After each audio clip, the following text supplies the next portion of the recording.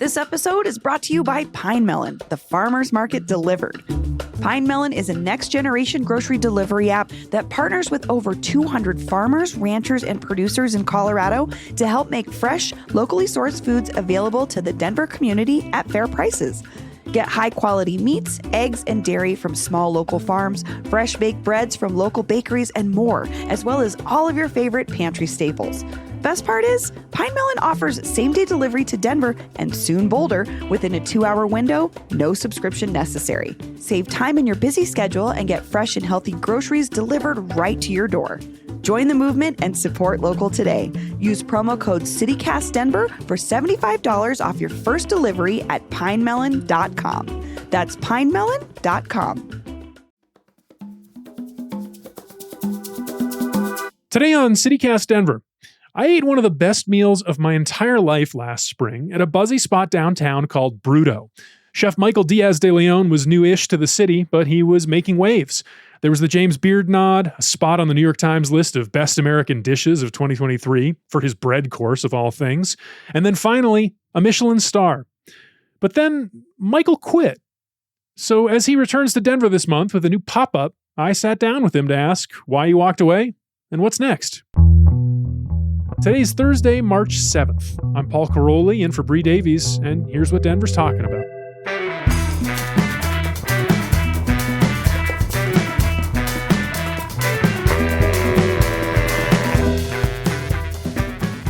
Michael Diaz de Leon, welcome to CityCast Denver. Thank you for having me. So, Michael, why'd you walk away from a Michelin star? Right into it, huh? Yeah. That's what I want to know. Yeah, everybody. It seems to be the question of the year. You know what? To be fair, I was already going to step away from the restaurant and at the end of the year, and we had some big conversations with ownership, and the Michelin just happened to be a very big cherry on top of a big 3 years. And I'm very proud of the work that we did there, and I was already planning on stepping down. So I just, there was an option to stay. It just didn't make sense for many reasons, and it was just time for me to go. Yeah. So were you feeling burnt out on the fine dining thing, or just itching for your own adventure, or what? I think it was a combination of a lot of things, a lot of people don't recognize how much work goes into building a Michelin star restaurant and how many hours chefs put in. And, I would be naive to say that I wasn't burned out. And I also have a burning desire to continue to grow. And the next step in my career is to have a seat at that table and make it all worthwhile, and I want to see it through, and I want to see what my brand can do on its own, and continue to push my food, my people, my community, and my art. Tell me, before we move on to your new thing that I'm sure you're opening your own place soon, but you talked about what it takes to win a Michelin star.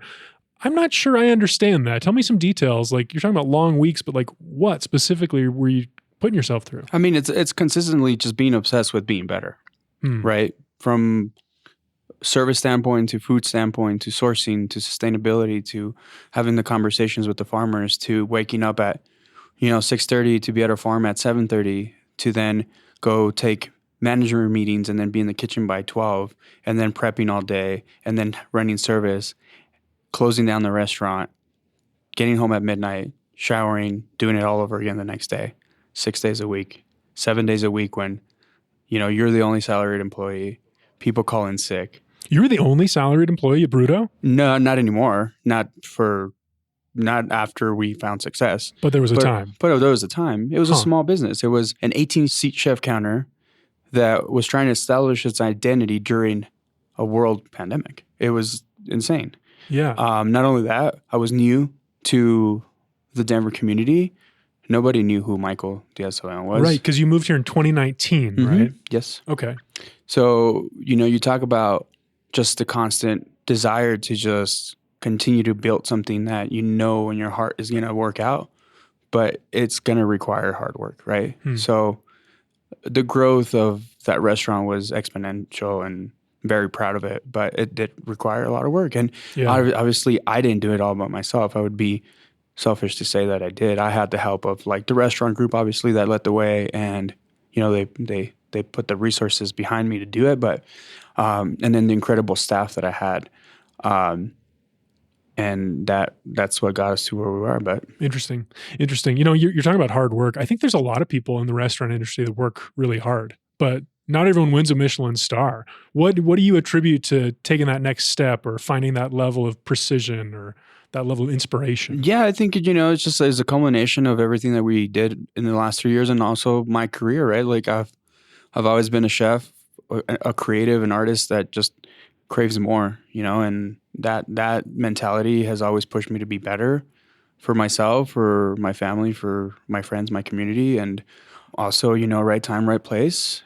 Just happened to be that Michelin was coming to town, and we were one of the restaurants that was pushing fine dining and sustainability and great food and culture and deliciousness. So It's interesting. You're kind of downplaying it a little bit. I wonder. Do you remember the controversy around the Michelin stars? The whole the aspect of the funding, where it came from, was the tourism agencies paid for these Michelin guides to come to specific areas, and if you didn't pay, the guides didn't come. So you happen to be in an area where the Denver Tourism Board saw a benefit here. Do you have thoughts on the way that it's funded and how the acclaim gets distributed? No, I mean it's been around for the system's been around for a long time. I didn't build a system. I don't know the ins and outs. I just, like I said, I think we happen to be in the right place at the right time. And if the Denver Tourism Board decides to fund that for the city to be better and for tourism to thrive and for us to get some recognition as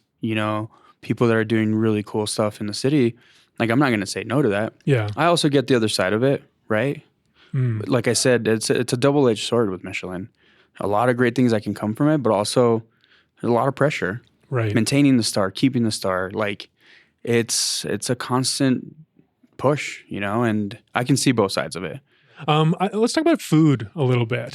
I'm interested, as you're putting together a restaurant concept in your mind, are you thinking about the food you want to cook, or are you thinking about the food you think Denverites want to eat?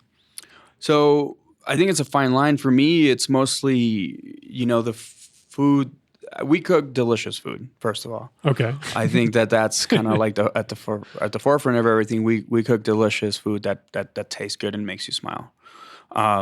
Second to that, it's pushing the boundary of like what food looks like in Colorado, being sustainable and being resourceful with your local farmers, and then building something fun that's approachable. And then also for me, the big thing in Denver that I think that we're lacking is a little bit more culture. So making, how so? I just feel like there's so much room for improvement in regards to just having really amazing, culturally rich restaurants that really honor other ethnicities, other cultures, other foods by chefs that are coming from different countries. And I see that growing now, and I'm very excited for the next 5 years of Denver. But, I have a lot of colleagues in this industry that are doing a really great job of putting those flavors, forward. Not just new American, Right. I mean, there's certainly plenty of new American pubs and steakhouses and stuff. And I like respect that.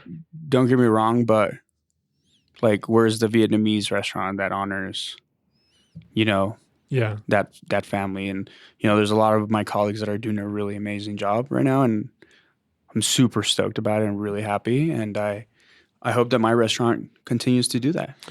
Mike, you're talking about a deficit of local culture and like culturally significant restaurants. Have you heard of a little place called Casa Bonita? Have you had the food? It's better now. That's what people say. I have not had the pleasure of eating at Casa Bonita. I ate there when I was little. I know the people who run that operation, and I'm stoked to see what's happening with that. And I'll stop in soon, and I'll give you an honest. We'll talk again. Review. I would love to hear your review. Taste the Mediterranean through March 19th at Whole Foods Market. Save on animal welfare certified bone and beef short ribs, sustainable wild-caught sockeye salmon, and more. Find sales on Parmigiano Reggiano, charcuterie and ground lamb. Grab an olive boule bread from the bakery. Plus, wines from the Mediterranean start at just $8.99. Taste the Mediterranean now at Whole Foods Market. Must be 21 plus. Please drink responsibly. You've kind of alluded to this. We talked about it a little bit. You left BRUTØ last year. Are you working on a new restaurant? Yeah. So my primary goal with everything that's going on is to open my first flagship restaurant here in Denver. Okay, that's good news because you just got back from Tulum. I was like, you're not leaving town, are you? No, that's also the besides why did you leave is are you staying? That's the biggest thing. You know, Denver's my home. A lot of people know this, but for those who don't, I grew up here. So I spent primary school, middle school here, and then I've been kind of going back and forth between here and Texas, which is my hometown now of El Paso. And we moved here in 2019, and my family's here now. My in-laws are here, so if I decide to move, they're not going to be very happy. And I also love this community. I love the city. I love what we stand for. I love the growth. I feel like I can contribute to the Denver food scene for a while until I get tired and then pass the baton. But I'm here. I'm traveling because I think travel is one of the best things you can do as a chef. But the restaurant will be based in Denver. Well, that's good to hear. That's good to hear. So, Michael, the Michelin star, it's not the only one-star review you got last year. BRUTØ has 3 one-star reviews on Yelp right now. 3. Done. On Yelp? On Yelp. Oh, okay. There might be some other places, but Yeah. that's pretty good. I mean, it's also not bad. It's got a great. Not a fan of Yelp, but No, what do you think about it in general? it's not. I don't know. It's not. Not useful? I don't think so. What about as a customer? Do you not find yourself looking at those reviews? No, not at all. How do you find out about good stuff to eat? Through the industry, friends, family. Yeah. Okay. Word of mouth. It's the best way to do it. All right. You know, and then you can put your own spin on it. But I'm not going to go out of my way because, I don't know, I didn't like the tip or whatever. Like, I think a lot of these people are just entitled, to be fair. Maybe. Well, let's see. Can I read you a few of these? Please do. They're pretty fun. I'm excited. Here's one from Honest M. This is a 1-star review from 2023. Quote, as lousy a meal as perhaps I've ever had and at crazy prices. They serve carrots and forget to cut the tips off. Every single dish was terrible. Now the cocktails were excellent. Wine's overpriced, but okay. And service was great, except they had to explain all the ingredients and dishes that were simply not any good. I've been to many a Michelin-starred restaurant. This joint isn't even a decent hash house. Kudos to friendly and helpful service team. Cool. So it's actually some nice stuff in there. No, I mean, there's some great stuff. Yeah, the carrot. Yeah, we didn't cut the tops off. Yeah, I mean... What do you make of that? Honestly, how do you interpret that as a chef? Like, obviously, that's a choice you made. I mean, yeah, like it's like we're there to showcase the carrot because it came from Esoterra Farms, and it's a beautiful carrot where we want to showcase the whole thing. Yeah, and it's edible. It's not like I'm giving you something that you're not going to be able to eat. Mm-hmm. That carrot also went through like probably 3 different steps before you even hit the plate. You know, there's a palate for everything. It is what it is. They like the service. Yeah, I mean, we had great service. Apparently, cocktails are great. All right, here's another one. This is from Lindsay M. 1-star, November 2021. November 21. All right, I was there. Okay, that was me. Lindsay says, this is the worst establishment in Denver. I've been here 3 times and never had a great time. Wow. It's the most unfriendliest staff you can find. There's a reason this business is almost always empty. Okay. Well, clearly she was wrong because our books were full for months and months and months. Yeah. And Michelin star. Yeah, I heard about that one. I like that she said she'd been 3 times, but she just kept giving us her money. I was like, all right, thank you. All right, here's my favorite one. This is from Tom W. from May 2022. Okay. Not even open, even though Yelp says it is. 0 stars. I need 34 more characters to post this. Not even going to respond to that one. Yeah, you don't have to respond to that one. But tell me about where you like to eat. That's where I want to end this. Where do you like to eat? Oh, my God. Well, this is not just a plug, but Hop Alley, where I'm doing my new pop-up, is one of my favorite restaurants in town. Yeah. I ate at Sapsua last year, and it was exceptional. Sure, new Vietnamese place on Colfax. I think that's getting better also. Nice. I'm very excited to try my colleague's new spot called Alma. Lehigh. It's in the Highlands, and he's doing some really fun regional Mexican food. And I'm hearing really good things, so I'm excited to go. Cool. I haven't been. What's your colleague's name? Johnny, Johnny. and his spot is called Alma Okay. Fonda Fina. Cool. But I hear really good things from like literally everybody, and I'm not just blowing smoke up their asses. I hear good things, and I think that's the best compliment that you can get is when the industry starts talking about you. Then that's when you know you're doing something right. But yeah, Somebody's People is amazing too. Oh, the vegan spot on the South vegan Broadway? spot on South Broadway. Their food is super delicious. They do a really great job sourcing locally. Their wine selection is amazing. I get to ask this question a lot, and I always blank. And my friends are like, "Why didn't you mention this spot?" I was like, "I'm so sorry. There's so many good spots in It's Denver." all right. I'll help you out. I'll give you an either or here. Yeah. This is a question I like to ask any Denverite. Yeah, Chipotle or Illegal Pete's? neither. Neither? No. You're not going anywhere close to either of them. Nope. Oh, Michael, the listeners are upset right now. They're just as I know upset they're as gonna I be like am. Illegal Pete's. No, you don't put olives in. I don't know. I don't like olives in my Mexican food. That's just Illegal Pete's. I don't think Chipotle does that. Chipotle. Okay, Chipotle? Yeah. All right, my man. You talked about the new thing you're doing at Hop Alley. Tell us more about that.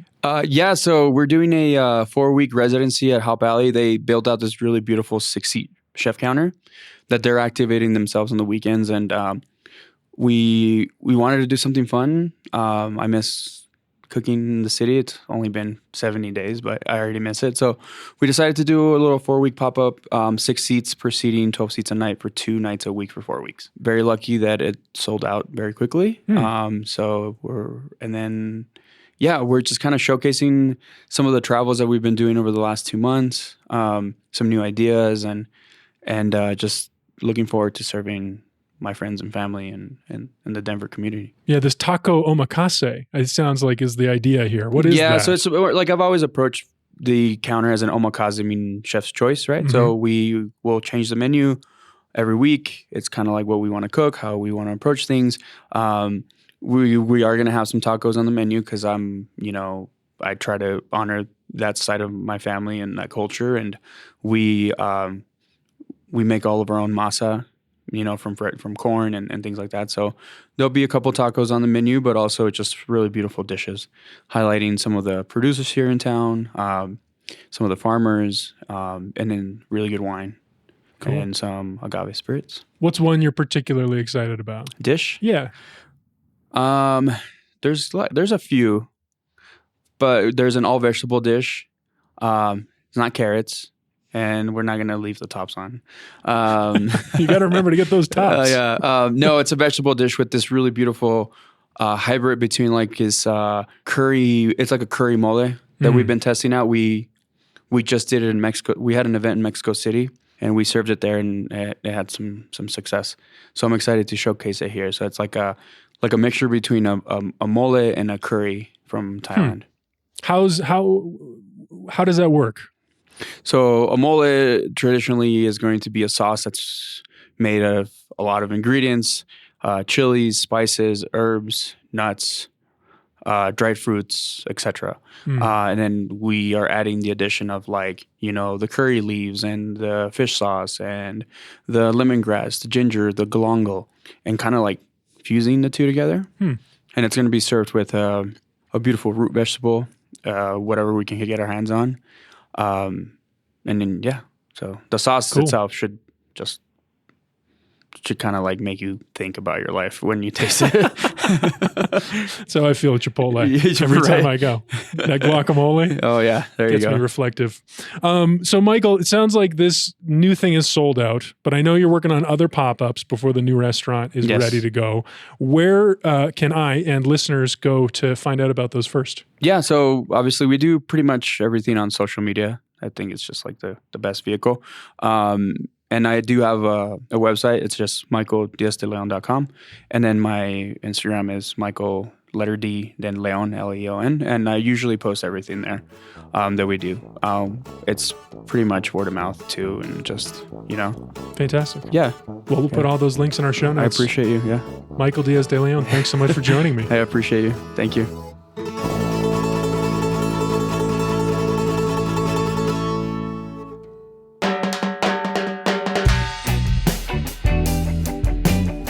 That's all for today here on CityCast Denver. If you enjoyed the show, why not take a minute and tell Yelp reviewer Tom W. about us? Rate the show wherever you get your podcasts, and subscribe to our morning newsletter and learn more about us at denver.citycast.fm. We'll be back tomorrow morning with more news from around the city. See you then.